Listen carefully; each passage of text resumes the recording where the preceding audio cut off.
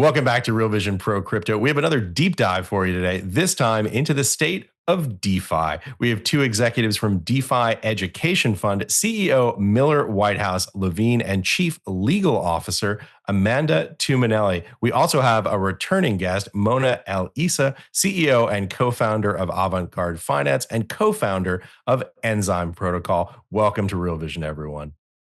Great to be here. Thanks for having us. Well, it's a pleasure to have all of you here. This is going to be a fun show, just talking about what's happening in the DeFi space currently. Lots to talk about, lots to discuss, obviously. Let's just go around the horn. Everyone can introduce themselves, talk a little bit about what they're doing. It's fun to have a practitioner and two folks with the DeFi Foundation. So I'm just going to go in the order I see you on in my screen. I believe Miller is first. Miller Whitehouse-Levine, tell us a little bit about what you're doing. Good morning, everybody. My name is Miller. I am with the DeFi Education Fund. We are a nonprofit advocacy group. Our job is to advocate on behalf of DeFi developers and users to governments with the objective of achieving good policy outcomes that are welcoming of DeFi and decentralized governance. We have been at that since 2021 and have been working for a little bit over 3 years, 3 very long years in Washington for a variety of reasons in the crypto space. Prior to that, I worked at a trade association called the Blockchain Association from 2018 on. So I've been working on crypto policy in the US for just about 6 years now.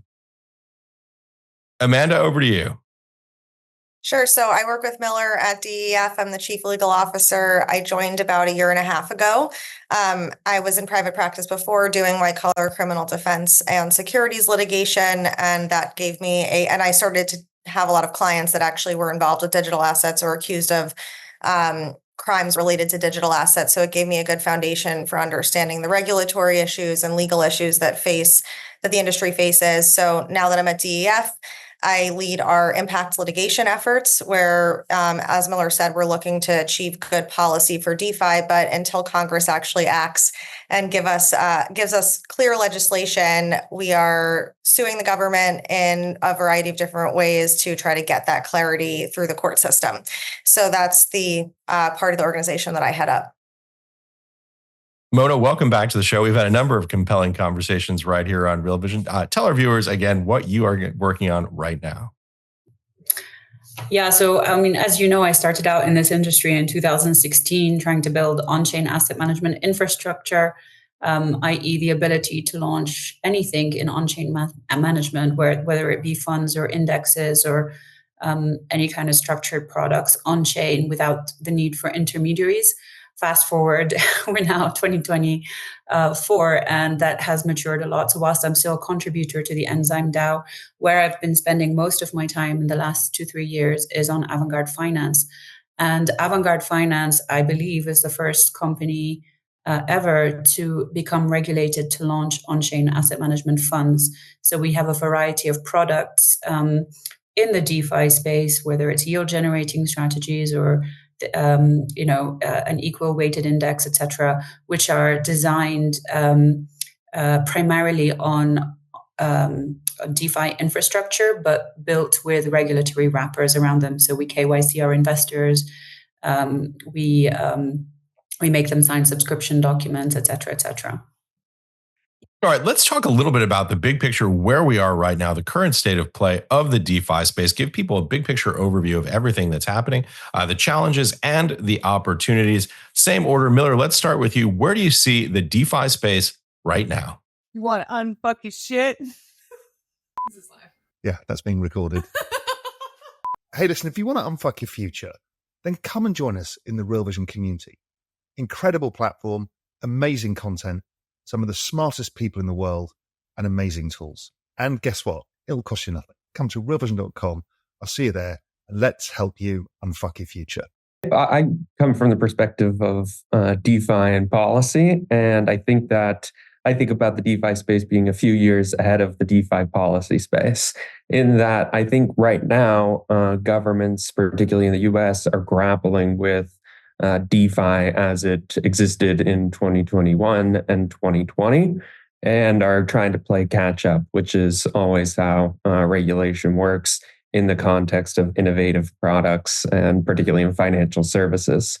So I think where I see where the DeFi policy conversation is across the broadest lens possible is I think we are at the end of the beginning in that the United States government, particularly regulatory agencies, are certainly aware of DeFi, have several rulemakings that would try to import traditional financial regulation into the DeFi space, which I'm happy to get into later. It wouldn't work, but I think that conversation is a necessary threshold through which we need to pass to have productive conversations about what we're going to do going forward. I think we have passed that threshold. Amanda just testified at the first DeFi hearing ever before the United States Congress. DeFi is firmly a part of the policy conversation now, and it wasn't certainly 3 years ago. And that's in Congress, among the regulators, and in the courts. So I think that we're exiting the first or second inning. I hate to say it is a multi-decade journey we're on, but I think that we're well on our way, and the regulatory framework is certainly going to be tweaked to accommodate DeFi innovation, and I don't think there's any doubt about that anymore. Yeah. Amanda, one of the interesting things about this space is that legislation, regulation, and the court systems do not move at the speed of open source technology. So this is always one of the inherent tensions in talking about this conversation. Amanda, where are we right now on the legal front? Where are we on the legislative and regulatory front for DeFi? Yeah, so as Miller kind of previewed, we don't, and at this moment, have legislation that is clear on digital assets or DeFi. So in the meantime, we're looking to get clarity from the court system. And right now, there's a number of cases that are ongoing throughout the country. Either those cases are enforcement challenges brought by the SEC or other regulators, or pre-enforcement challenges, like, for example, a case that we brought against the SEC. And I think as those cases play out, we'll get more clarity from judges who will be asked to rule on the nature of digital assets or the nature of digital asset regulation. So I think we're very much in flux here, waiting for all these different moving parts to resolve. But like Miller said, I am hopeful and optimistic about it, because I think the industry has really come together to ask for that clarity from the different branches of our government.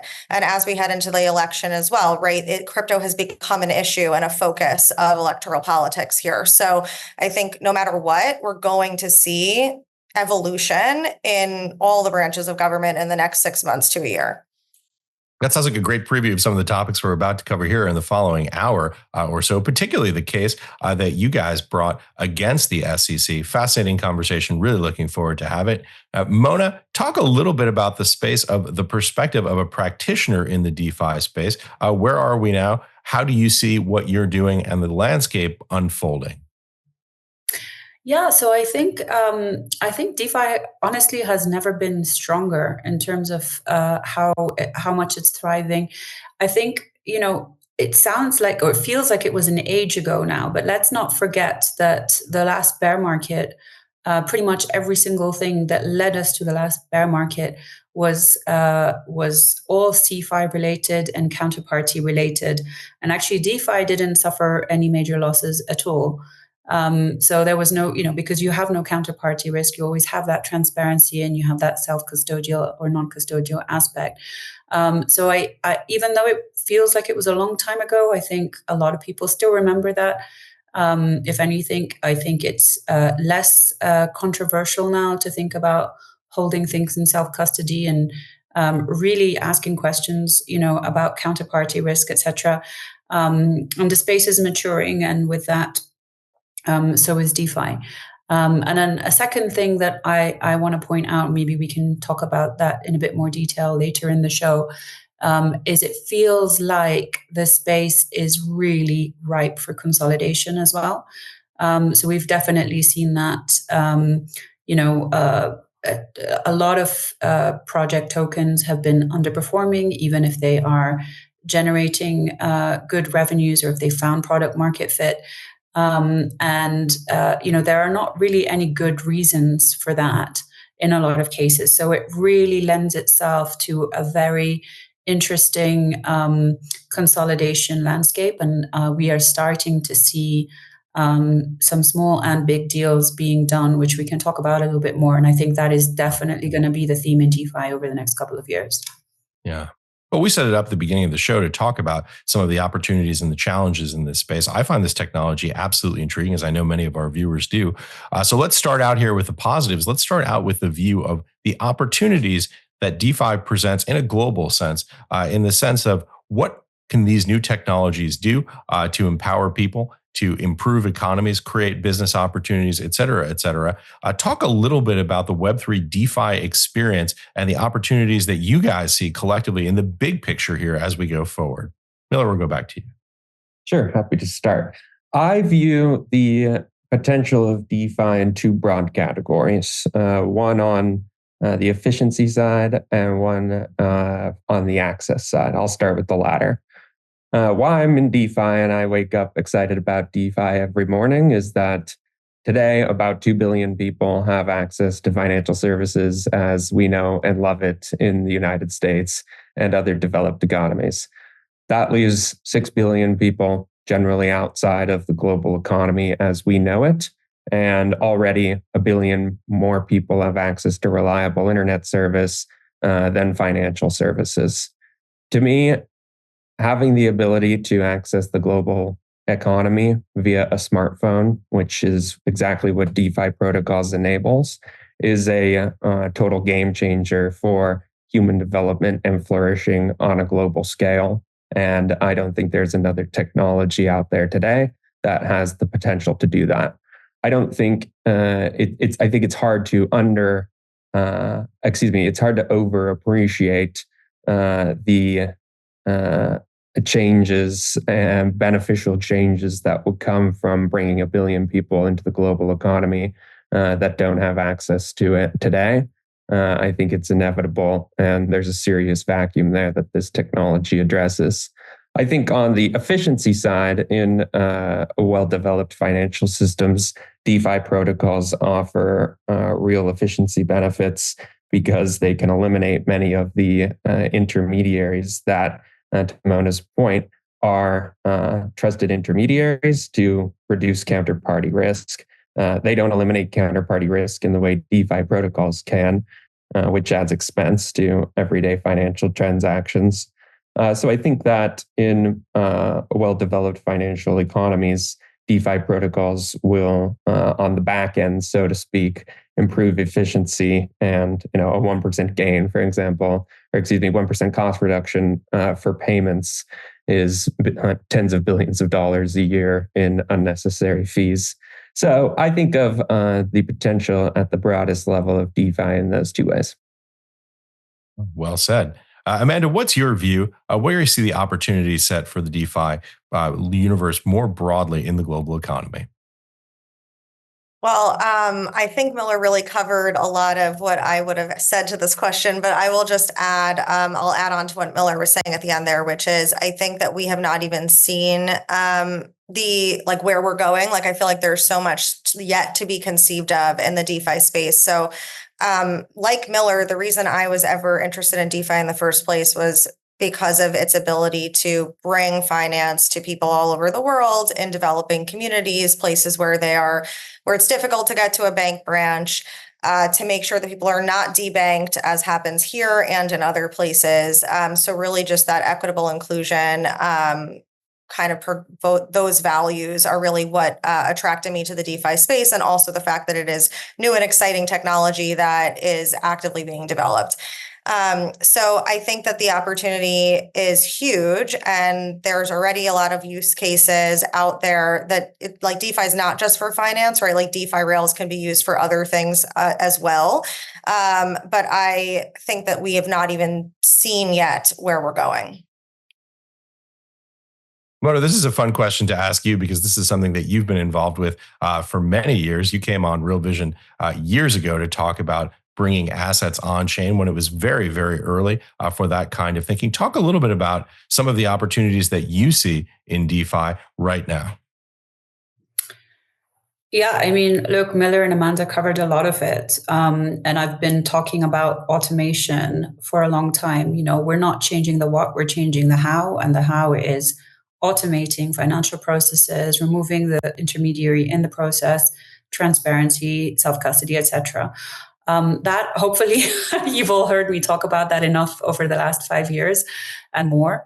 But what I think is really, really exciting for the future now, and where I can really see this going and pivoting really fast, is making the user experience a lot easier. So what do I mean by that? I mean the ability to sign contracts from a wallet.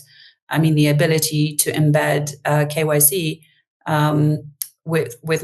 with my wallet address. So Nuggets, for example, is doing great work on self-sovereign ID solutions. That work alone, if they just manage to get a couple of their first big integrations, can completely eliminate fraud in the financial industry. So the things that the next phase, I think, is the most exciting one, because we've already seen a lot of traction in DeFi.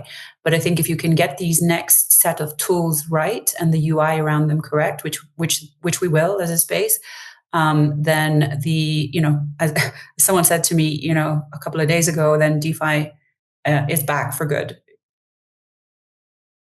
I want to show a clip of Amanda's testimony before Congress because it touches on several of these points that we're talking about here today. If we can, let's roll that clip. We believe that DeFi is the path to a more equitable and more efficient financial system, one in which people have access to finance regardless of where in the world they live and regardless of the merits of their application. I will leave you with 2 points today.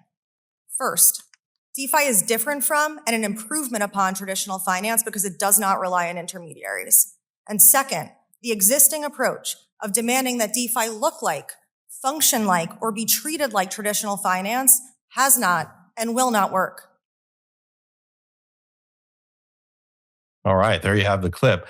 First, a quick comment and then a question. I think it's certainly true that DeFi is not like traditional assets. It's not like traditional finance, and it's probably going to almost certainly need to be regulated differently. But Amanda, let me ask you this. Let me start with a slightly cynical question here. Why would U.S. regulators, why would U.S. legislators, why would U.S. policymakers want to eliminate financial intermediaries other than cost reductions when in reality, the way that the United States became the premier economy in the world was through, in many ways, the power of the dollar.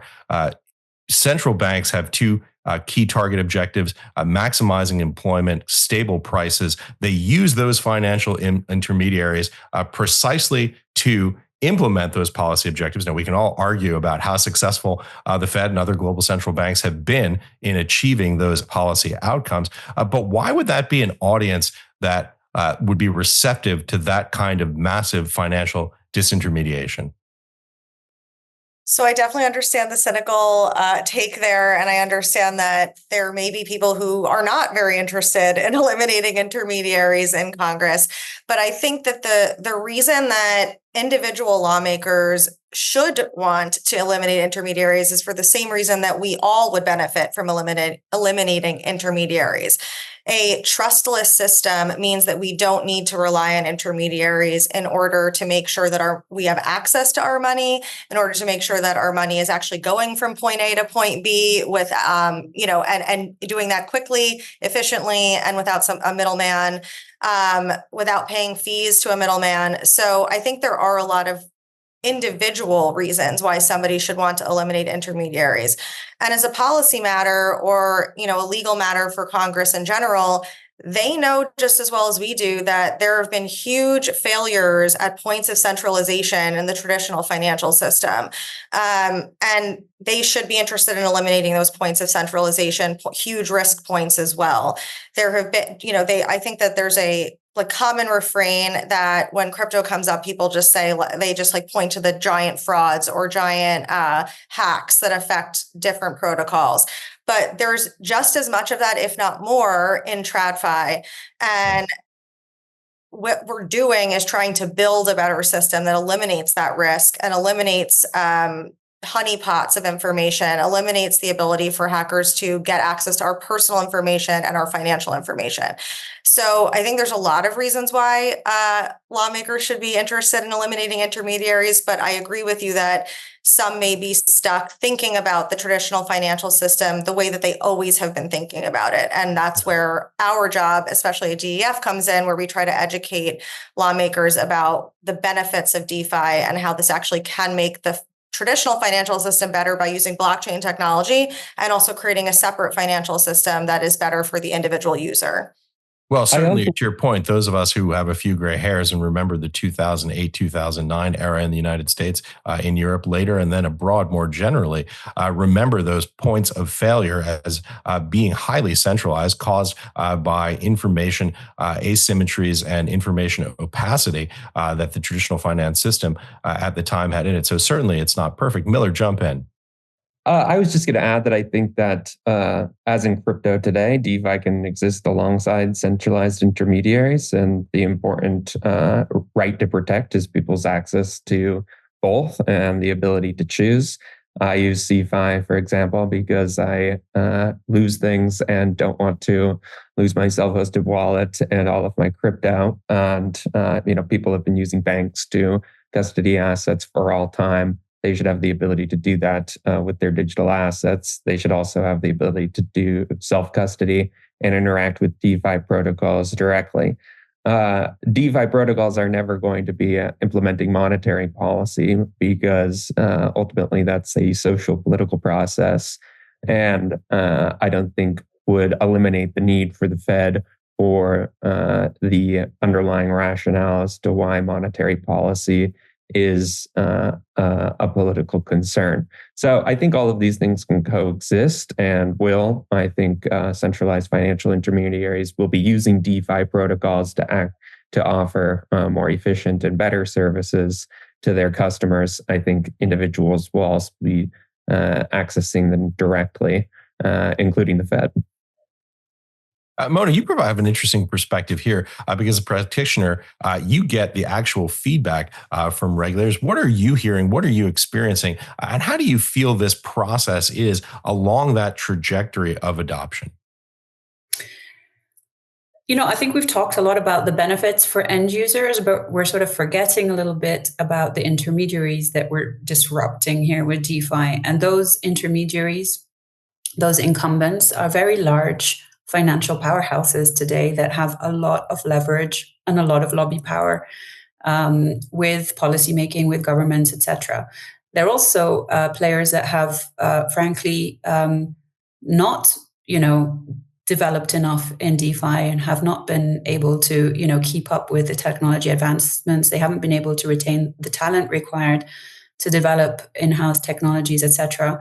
And so I think, it's only recently that the crypto and DeFi industry, thanks partially, or largely, to the work of DeFi Education Fund, has organized itself and been able to put up a little bit of a fight, if you like, against those incumbents and to sort of speak up on behalf of the consumers.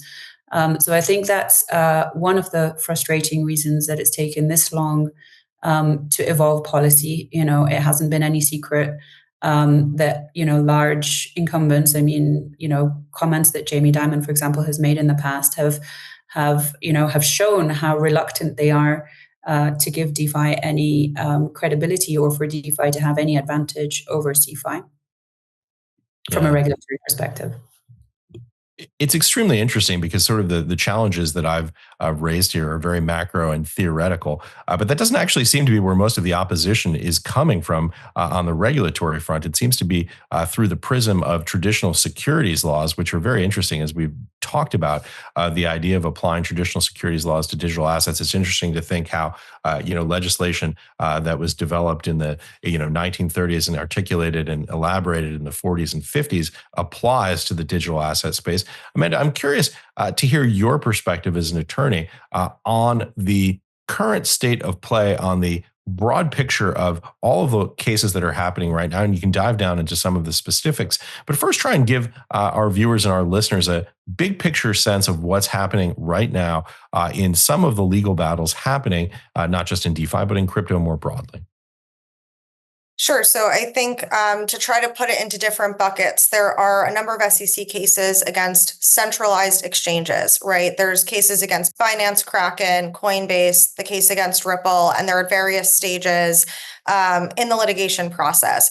But what we're seeing big picture from those cases is the SEC making the claim that secondary market sales of digital assets still count as securities transactions. And the main question there is whether, if you just, according to the SEC, a digital asset, which they've recently waffled on this, which we can get into, but at one point would have said the digital asset itself is the security. So therefore, as it travels through secondary market sales, it continues to be a security. And then secondary market sales still count as securities transactions.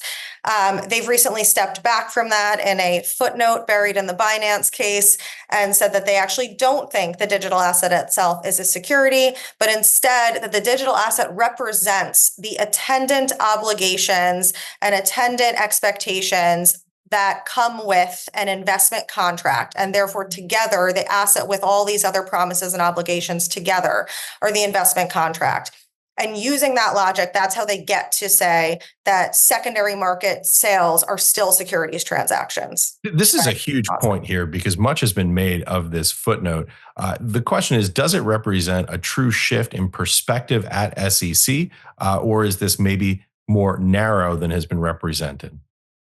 I think it represents a litigation position by SEC lawyers who want to win the case in front of them. I mean, that's the hot take. I think that in the Binance case, the SEC recognized that so far their theory that the asset itself is a security has not been working, and they needed to pivot to a different adversarial position in a litigation that they could win in front of a judge.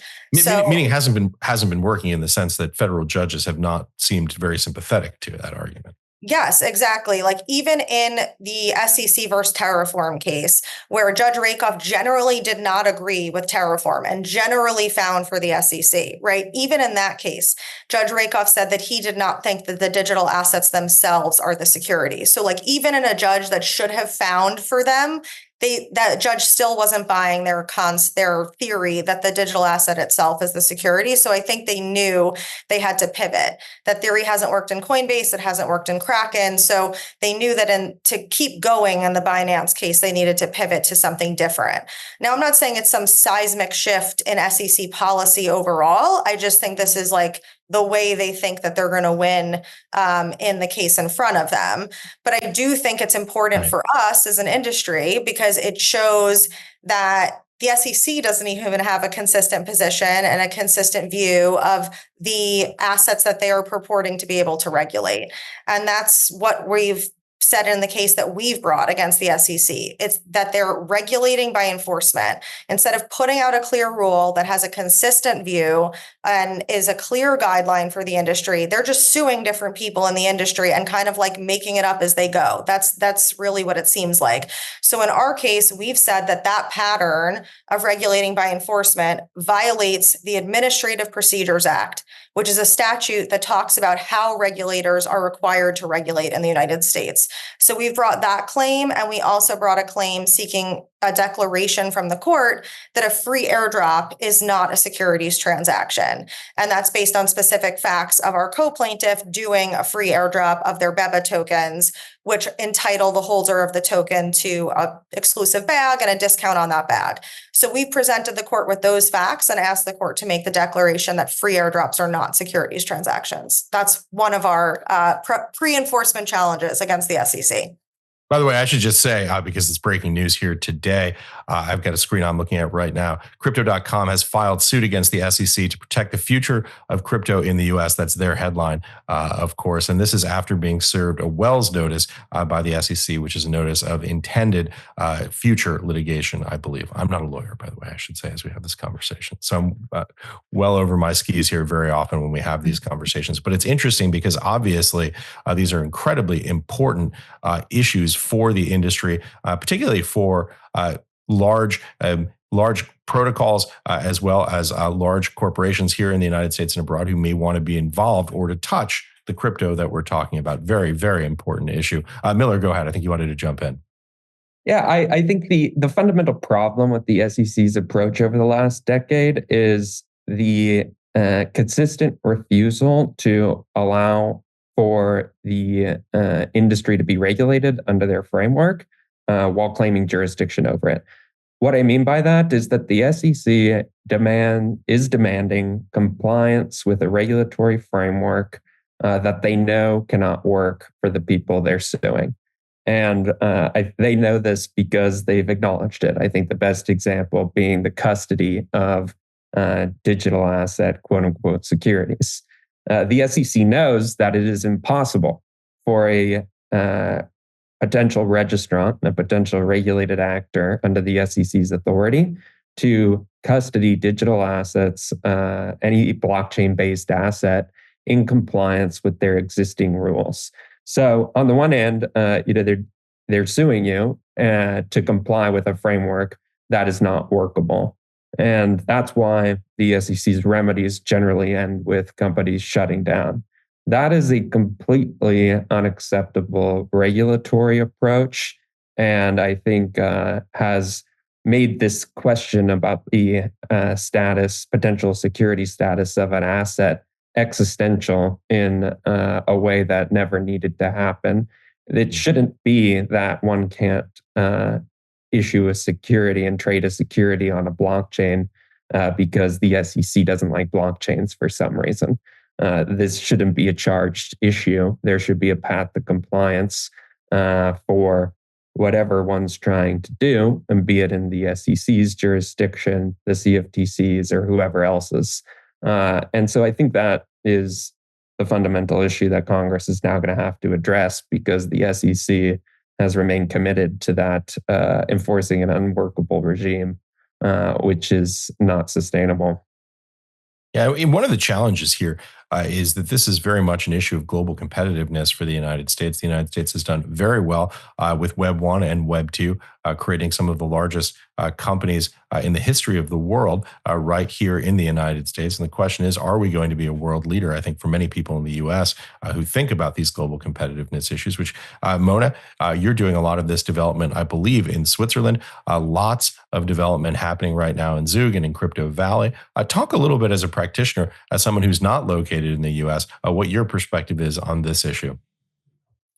I mean, we've branched out from just Switzerland. Actually, we're present in a lot of countries with on the Avantgarde Finance side with various subsidiaries, but we are not involved in the US, and we don't plan to be anytime soon. We found AGGM in Abu Dhabi very forthcoming. We found, we're working very closely with them.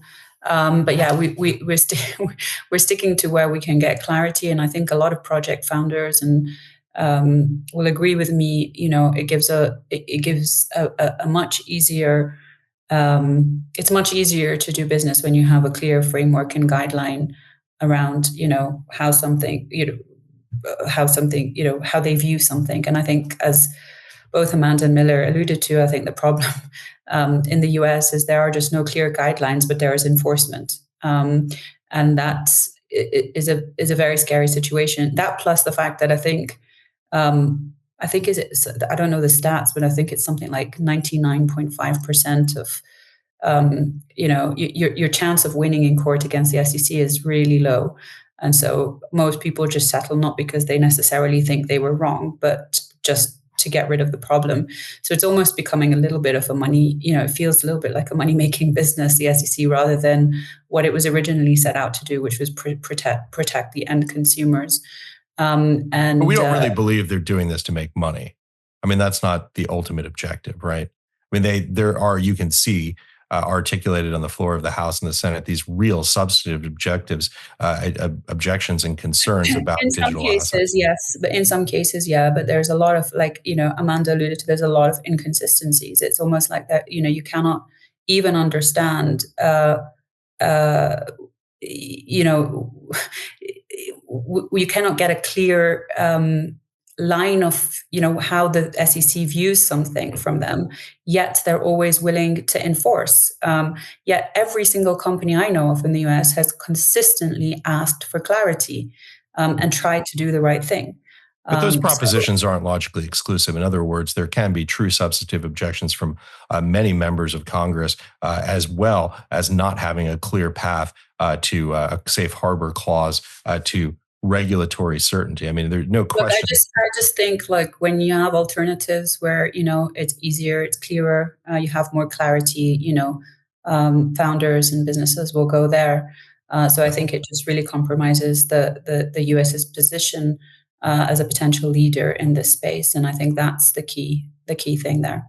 I think nearly everyone in the crypto space would agree with you on that, Mona, that the idea that clarity and safe harbor definitely creates more opportunity for development. And as you say, this goes offshore. And as an American, that I find to be concerning, because this could be a global competitive issue for us if we believe that these are the rails that the next generation of the U.S. financial system and indeed the global financial system are going to be built on. Well, I think that ship has already sailed to a large degree. Like there are almost there are some examples, but there's very few, Web3 companies that set up, HQ in the US today. And unfortunately, the ones that have been penalized for it. So it's a double-edged sword, really. The ones who have tried to, put faith in their sort of government, their regulator, etc., have somehow been penalized for it. So it's a very scary jurisdiction to do business in. Well, the United States has lost global competitiveness in several industries and then regained it in the future, which brings us rather nicely to this question of where we sit right now here in October of 2024, some 30 days or so before a major presidential election. Country very much evenly divided and sort of divided, balkanized almost into highly hostile camps. We have Vice President Harris and President Trump, former President Trump, I should say, who have very different views of the future of cryptocurrency. Former President Trump has dramatically embraced the crypto and digital asset ethos in the last, I'll call it 6 months or so here. So this is an interesting time because we could have new leadership in many of these regulatory roles here in the United States. I don't like to talk about politics on this show, again, because the country is so evenly divided, and I'm sure our viewers and listeners are as well. But Miller, what do you think about the current space of where we are today and what might be happening when we might be having these huge changes to regulatory policy here between now and, say, February?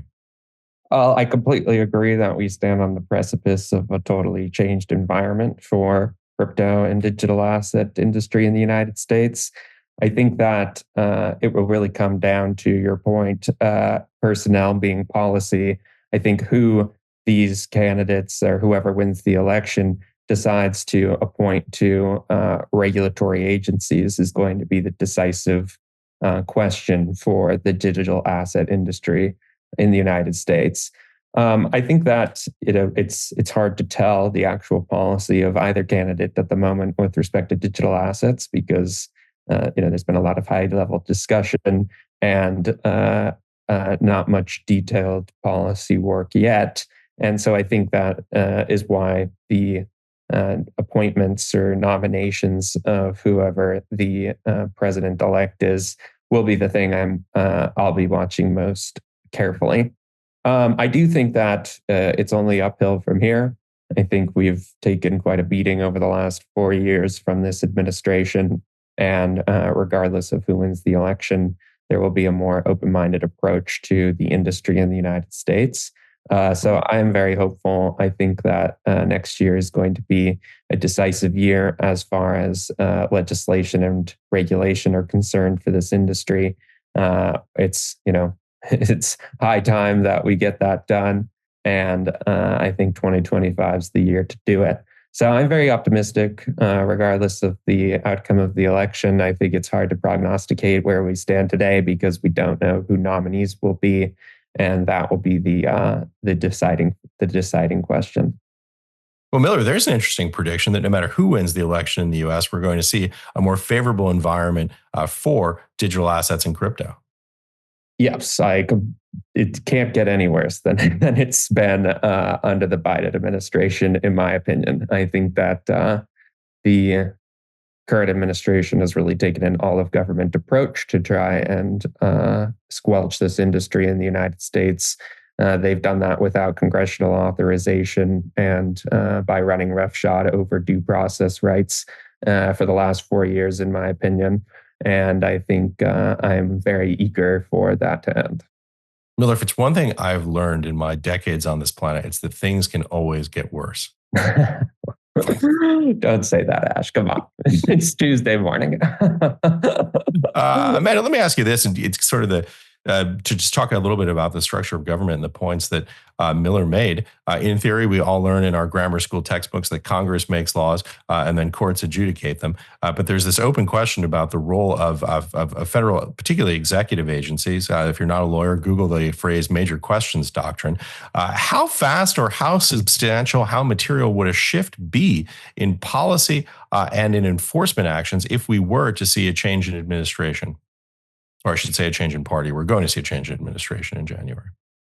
Yeah, I mean, I think we're already seeing the beginnings of a shift in administrative power generally. There have been a series of Supreme Court cases we were now in a new term, in the last term, that etched away at administrative power. And the biggest one that people may have heard of is Loper-Bright, which overturned what's called the Chevron doctrine. And under the Chevron doctrine, agencies were entitled to deference, meaning their interpretations of the statute that was in front of the court would be deferred to by the court. And Loper-Bright overturned that doctrine. And the result of that now is agencies will not get deference over statutory interpretations. So what that means for us in the industry is if the SEC interprets a statute to give themselves a lot more authority and they ask the court for deference to that view, the court doesn't have to give it to them. The court will interpret the statute, and probably we're talking about the securities laws. The court will interpret the securities laws to in whatever way the judge feels is the right interpretation rather than deferring to the agency's view.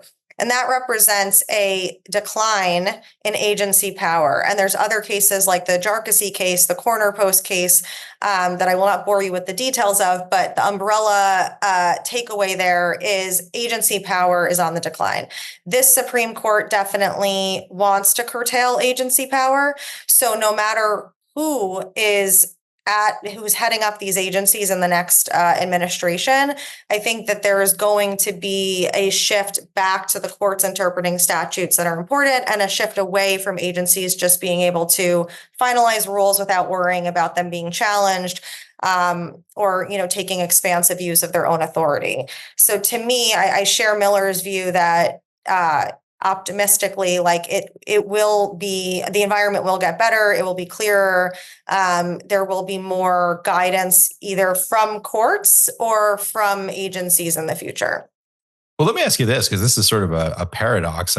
If you see this shift in agency power, meaning a decline in agency power based on the interpretations of the Supreme Court, if we did get a more pro-crypto regime in the White House, would it then be possible that it would be slower to undo some of the policy actions that have been taken by agencies in the past? So I think I see where you're going with it. And it's definitely possible that if an agency, let's say under a very pro-crypto president, if an agency was trying to implement new policy that was good for crypto, would they get deference? And I think that what would most likely happen practically in that situation is no one's going to, or fewer people will challenge the agency's new take, right? If there's a new rule that's actually helpful to the industry, I don't think the industry is going to challenge it in the same way that it would if the rule was not helpful to the industry. So then we're not asking a court to defer to an agency in a court case. So I think practically speaking, we'll see fewer enforcement challenges, which is great for the industry. And if we do see rulemaking, it will hopefully be taking into account industry's support, industry feedback. There will be like regulators used to do roundtables and invite you to come talk to them before they finalize rules. I think we'll see more of that. So hopefully there will just be a less adversarial environment in general under a more pro-crypto president. All right, let's switch gears here away from some of the wonkery, which I find super interesting, and talk a little bit about the market for digital assets right now, particularly in the DeFi space. Mona, talk a little bit about your perspective on where we are here coming up to the end of 2024. It's been a little bit of a mixed bag for performance in DeFi. I would say mostly lower. How do you see that? How do you view that? And what do you think is going to happen next? Yeah, it's been really interesting because it feels like we're sort of mid-cycle bull market at the moment.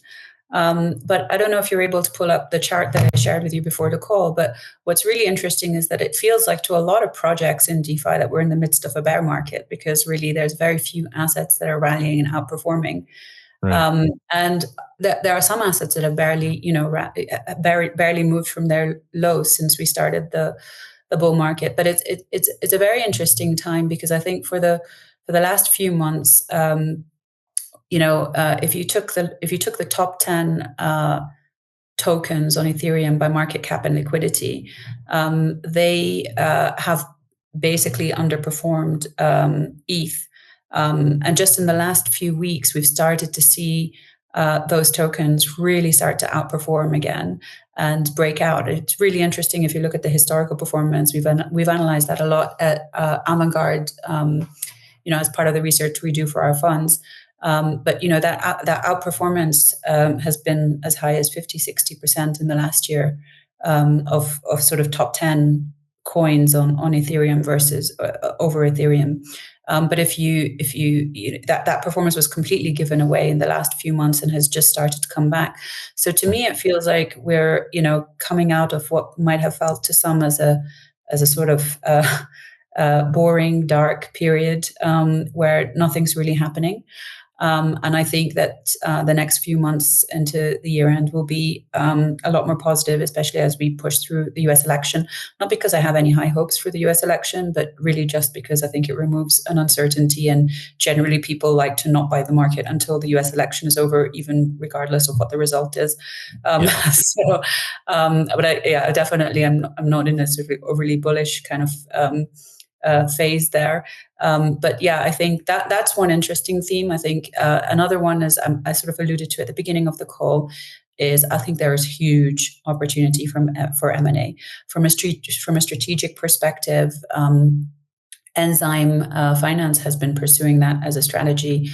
You may have seen that we acquired Miso Finance a few weeks ago, which was a covered call, a DeFi protocol that specializes in structured products and covered calls on chain. And that is hopefully the first of many M&A opportunities that we're pursuing. Similarly, we saw 3 projects come together to form I think it was ASI, an alliance. They merged 3 tokens together to form an alliance, and seem to that seems to have been received by the market really well. I think that's just the tip of the iceberg. I think there's a lot more to come in this space, and I think that will be the theme of the next sort of 12 to 18 months. Well, this is fascinating to me, and I'm always interested. I think you described it as something of a dark period, but it's interesting to know what's happening behind the scenes in the dark periods, because people, retail investors, particularly folks who are trading on momentum, tend to disregard different sectors of the market during that period. And it's really interesting to have someone on to talk about what's happening behind the scenes. You mentioned that many of those DeFi protocols have underperformed Ethereum. Ethereum has dramatically underperformed Bitcoin during a similar period. It has been, quite frankly, a tough time. But what's happening behind the scenes? You mentioned this idea of acquisitions taking place, consolidations in the space. What else is happening during this period of, I guess, relative quiet, you could say, from the outside world? Yeah, I think if you follow social media a little bit, you'll have seen in the last few weeks so many VCs tweeting about how boring the space is and how there's nothing new, nothing innovative they've seen in months, and blah, blah, blah, blah, blah. It's like wine, wine, wine. For me, that's an incredibly bullish sign. It means it means that they're, underinvested. They have a lot of capital to deploy, and as soon as it starts to move, they'll start deploying it again. So I think, I think there is a lot of interesting stuff to see, but they're thinking about it more, versus what previous bull markets looked like. And I think this bull market will look very different to past ones, partly because of the M&A theme, but partly because I think the investor base, to a large degree, is maturing and not willing to just buy into any random, token generation event at a crazy valuation, pre-revenue, pre-product, etc. But also, people are starting to look at protocols based on actual investment metrics, or to see if it makes sense to be buying a token at a certain price. I think previously the space was very much just jumping at any opportunity in a bull market. So, Mona, during this period of maybe we should say social media grumbling and complaining, what are some of those interesting things that you see that you've identified? Interesting trends, interesting technologies, interesting potential applications that you see potentially coming online in, let's say, the next 12 to 18 months? It's not necessarily anything new, although there are some interesting things. I alluded to, Nuggets, Nuggets.life, which is a self-sovereign ID platform, which is starting to gain quite a bit of traction. I alluded to, kind of these toolings that will kind of make DeFi much easier to use. But I also think there's just a lot of projects or tokens that are overlooked, for various reasons, either because they're not listed on big exchanges or because maybe they're not in front of the VC, they're not able to connect to the VC community for whatever reason that is, maybe proximity or, personality, or just not able to get in touch with the right people.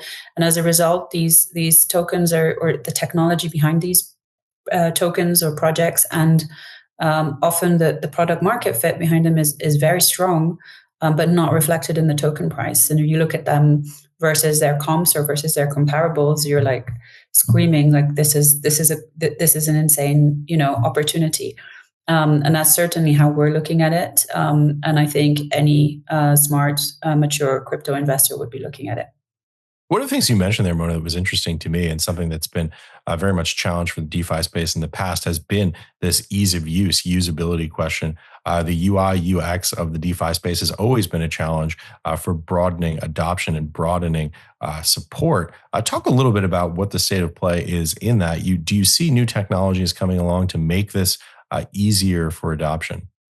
Yeah, they're not necessarily new technologies. It's actually just we're finally at a stage now where we can start to put, in the past when we talk about composability, we've talked about DeFi on DeFi composability, but now I'm really starting to think about, how does the KYC layer become composable with DeFi apps? How does the legal document signing become composable with DeFi apps? How do we, this is now the next level. This is for me, the last step, which could still take 2-3 years to get right. But, this is the last step for this really to becoming super easy to use.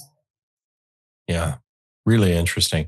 Gosh, this show has absolutely flown by. I can't believe we've gone through the better part of an hour already. A great conversation here today. I wanted to give everyone a chance to give final thoughts and key takeaways from this conversation. Let's go in the same order we started with. Miller, first to you, final thoughts, key takeaways that you'd like to leave us with. Final thoughts, key takeaways. I always feel more optimistic after talking to Mona, and makes me more passionate about advocating on behalf of the space. I reiterate that I think we are at the end of the beginning, and I think it's all uphill from here, notwithstanding your cynicism, Ash. And I'm looking forward to the next 2 years, which I think will be very exciting, not just on the policy side, but more importantly on the development side. Miller, if you want to see cynicism, next time you come back, we're going to talk about OFAC compliance and censorship resistance and credible neutrality and how those two are going to collide. All righty. Well, I look forward to it. Amanda, over to you. Final thoughts, key takeaways. So I agree with everything Miller said. And I would just say if what we spoke about today resonated, if you want to get more involved, if you want to talk to your representative about crypto, we really encourage that. We'll help you do it. Please reach out. We are here to represent the industry and represent the DeFi community. So to the extent that we can be helpful to an individual project or to an individual DeFi user, we're happy to do that. So always looking for more ways that we can help the community. Mona, we'll give you the last word. Close us out. Yeah, okay. Since we're doing shout outs, I'll just reiterate my kind of, strong conviction that the next few months will be largely about consolidation and M&A in the space. If any projects or founders are looking for an exit or want to discuss, possible opportunities or options, I'm, very interested in that. In that area, and would love to sort of just brainstorm about that, irrespective of if it's enzyme related or not. But I think it's just a fascinating stage that we're about to enter into. Very interesting and optimistic note to end this conversation on. Mona, Amanda, Miller, thanks so much for joining us.